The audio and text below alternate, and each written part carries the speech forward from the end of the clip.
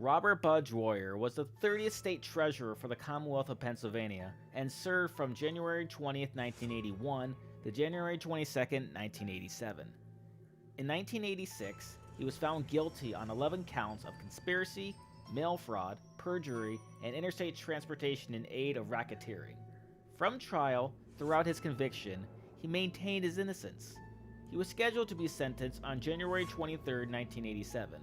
The day before, he called for a news conference that took place in Pennsylvania's state capital of Harrisburg. His speech during this press conference lasted nearly 30 minutes long. After he finished speaking, he handed out notes to his staffers and then took out a Magnum revolver from a manila envelope. Dwyer then backed up against the wall and warned the press by saying, "Please leave the room if this will affect you." This picture was taken just mere moments before he shot and killed himself. The suicide was broadcasted later that day and can still be found online for those who are brave enough to watch it. I still haven't, and I'm fine with it, thank you very much. On November 13, 1974, in Amityville, Long Island, New York, Ronald Defoe Jr. shot and killed his father, mother, 2 brothers, and 2 sisters with a .35 Marlin rifle. He originally made claims to police officers that the killings were carried out by a mob hitman. The next day, he confessed to carrying out the killings himself by saying, "Once I started, I just couldn't stop, it went so fast." During the trial, his lawyers tried to go with the defense of insanity, claiming that he heard their voices plotting against him.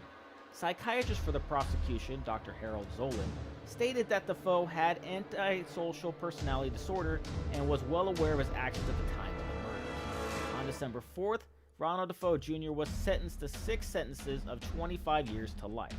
He passed away on March 12, 2021, at the age of 69. During a 28-day period from December 1975 to January 1976, George and Kathy Lutz, along with their 3 children, lived in the home where the murders had taken place.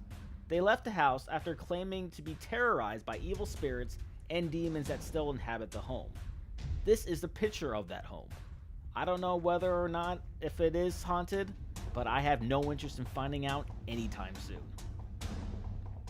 Robert Benjamin Rose, also known as a truck stop killer, preyed on hitchhikers and truck stop sex workers. Rose claimed to torture, rape, and kill more than 50 women between the years of 1975 and 1990. 14-year-old Regina K. Walters and her boyfriend, Rick Lee Scott, were runaway teenagers from the Houston suburb of Pasadena, Texas. After being picked up by Rose, Jones was killed and disposed of while Walters was kept. He was convicted of first-degree murder of Regina and sentenced to life without parole in Menard Correctional Center in Chester, Illinois. Even though he had other convictions in Texas, he still continues to reside there to this day. This was one of the photos seized during a search of Rhodes' home, confirming that he held her for a long time and is one of the last known pictures taken before her death. Her body was found in September of 1990. If something like this isn't reason enough not to hitchhike, I have no idea what it is. And it's also reason enough for me never to use Uber, because you never know what's going on in the mind of the person behind the wheel. Thanks for checking out this video. Please subscribe as I put out new videos every Tuesday and Thursday. You can follow me on Facebook and Twitter at DanScares and Instagram at DanSMachinayt. Thanks for watching, and I'll see you guys next time.